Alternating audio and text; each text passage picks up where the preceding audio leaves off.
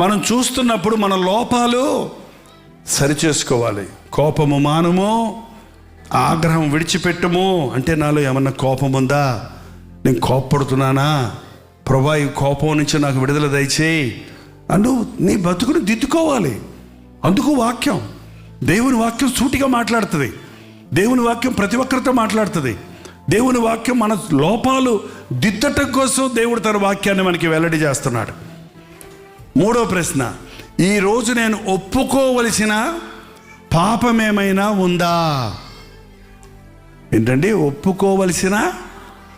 నీ సహోదరునికి నీ మీద కోపం ఉంటే నువ్వు వెళ్ళి సమాధాన పడొచ్చి అప్పుడు నా బలిపీఠం మీద బలి అర్పించమన్నాడు.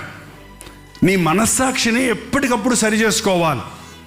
మన మాటల ద్వారా చాలాసార్లు తొందరపడి మాట్లాడతాం, కర్కశంగా మాట్లాడతాం, అబద్ధాలు మాట్లాడతాం, అవతల వాళ్ళని గుండెలు గాయాలు చేస్తాం. వాక్యం వింటున్నప్పుడు నీ తప్పు నీకు గుర్తొస్తుంది. ఐఎమ్ సారీ అని నువ్వు చెప్పగలిగితే, ఆ వ్యక్తి దగ్గరికి వెళ్ళి నన్ను క్షమించండి అని నీవు అడగగలిగితే నీ హృదయంలో ప్రశాంతతను పొందుతావు. నువ్వు వాక్యానికి లోబడ్డ వ్యక్తిగా ఉంటావు. కాబట్టి ఈరోజు నేను ఒప్పుకోవలసిన పాపం ఏమైనా ఉందా? మన పాపంలో మనం ఒప్పుకొనిన ఎడల, ఆయన నమ్మకం ఒప్పుకొనని ఎడల నీ పాపం అక్కడే ఉంటుంది. అతిక్రమములు దాచిపెట్టువాడు వర్ధిల్లడు, వాటిని ఒప్పుకొని విడిచిపెట్టువాడు కనికరం పొందున్నాం. నాలుగవది, నేను నేర్చుకోవాల్సింది ఏమైనా ఉందా? ఏంటంటే నేను నేర్చుకోవాల్సింది ఏమైనా ఉందా? తల్లి కడుపులో ఉన్నప్పటి నుండి సమాధిలో వెళ్ళోకి వెళ్ళే వరకు ఒక వ్యక్తికి నేర్చుకోగలిగిన సామర్థ్యం ఉందండి. నేను ఇక నేర్చుకోను, నేను ఇక మారను అనొద్దు. నీ బ్రతుకులో నువ్వు నేర్చుకుంటూనే క్రీస్తు స్వరూప్యంలోనికి రావాలి మనం. కాబట్టి ఈరోజు నేను నేర్చుకోవాల్సింది ఏమన్నా ఉందా? నాకు అన్నీ తెలుసు అని ఎవరన్నా చెప్పగలరా? మీరు ఇక్కడ చెప్పగలరా? చెప్పండి. మీ తల నెరిచిపోయి ఉండొచ్చు, మీరు 80-90 ఏళ్ళ అనుభవం కలిగిన వ్యక్తులు అయి ఉండొచ్చు, కానీ అన్నీ మీకు తెలుసా? మీకు తెలియని ఇంకా ఎన్నో ఉన్నాయి. ఏంటండి ఈరోజు నేను నేర్చుకోవాల్సింది ఏమన్నా ఉందా? దేవుని యొక్క శక్తిని బట్టి, దేవుని యొక్క ప్రేమను గురించి, దేవుని శక్తిని గురించి, ఆయన అనంతమైన కృపను గురించి, ఆయన అద్భుతమైనటువంటి కార్యాలను గురించి నేను నేర్చుకోవాలి. నేను ఇంకా ఇంకా క్రీస్తుని నేర్చుకోవాలి అని ఆశపడేవాడు పౌలు. నేను సిద్ధి పొందితే అనుకుంటలేదు, వెనుకున్న వాటిని మరిచి ముందున్న వాటి కొరకు నేను వేగిరా పడుతున్నాను అనేవాడు. నేను నేర్చుకోవాల్సింది ఏమన్నా ఉందా? ఈరోజు దేవుని నా కొరకు దేవుడిచ్చిన వాగ్దానం ఏమన్నా ఉందా?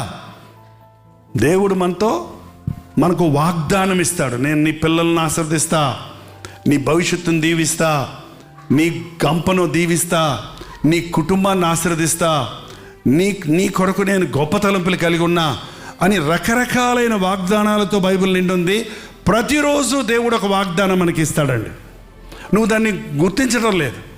ఏంటండి అమ్మ నాన్న చెబుతుంటారు కదా, అరే 10th పాస్ అయ్యావంటే నీకు యమహా కొనిస్తా, పాస్ అవ్వాలి అనే ఆశ ఎప్పుడు వస్తుందంటే యమహా గురించి వస్తుంది కదండి, బండి గురించి. అమ్మ నువ్వు కనుక ఇందులో ఫస్ట్ క్లాస్లో వచ్చావంటే నీ పెళ్ళికి నేను డైమండ్ నెక్లెస్ కొని పెడతా, అప్పుడు చదువుద్ది. ఏంటండి యేసు ప్రభు కూడా మనకి ఎప్పుడు ఈవులు ఇవ్వాలని ఆశపడుతున్నాడండి.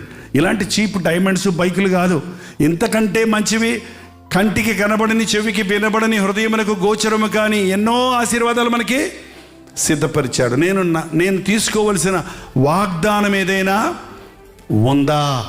ఇంకా చాలా ప్రశ్నలు ఉంటాయి. మీరే ప్రార్థన చేసుకుంటుంటే ఆ సమయంలో మీకు ఆ వివరణ దొరుకుతుంది. కనీసం 5 ప్రశ్నలు చెప్పండి. 5, 6? దేవుడు నాతో ఏం మాట్లాడాడు? నేను దిద్దుకోవాల్సింది ఏమనుందా? ఒప్పుకోవాల్సింది ఏమనుందా? నేర్చుకోవాల్సింది ఏమనుందా? నాకు అవసరమైన ఆదరణ వాక్యాలు, వాగ్దాన వాక్యాలు,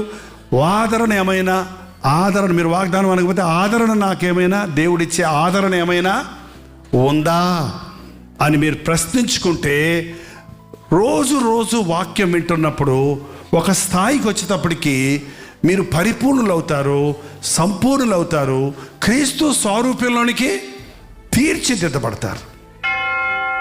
ప్రార్థన. పరిశుద్ధుడా, ప్రేమగల తండ్రి, ఒక్కసారి నీ బిడ్డలను చూడు నాయన. రోజు వాక్యం విన్నప్పుడు నాతో ఏం మాట్లాడాడు, నేను దిద్దుకోవలసిందేంటి, నేను నేర్చుకోవలసిందేంటి, నేను సరిచేసుకోవలసిందేంటి, నేను ఆదరణ పొందవలసిందేంటని ప్రశ్నించుకోవడానికి, ఆ ప్రశ్నలకు జవాబులు కనుగొని ఆదరించబడి స్వస్థపడి దిద్దుబాటు చేసుకొని నీకిష్టలుగా బ్రతకడానికి మా ఒక్కొక్కరికి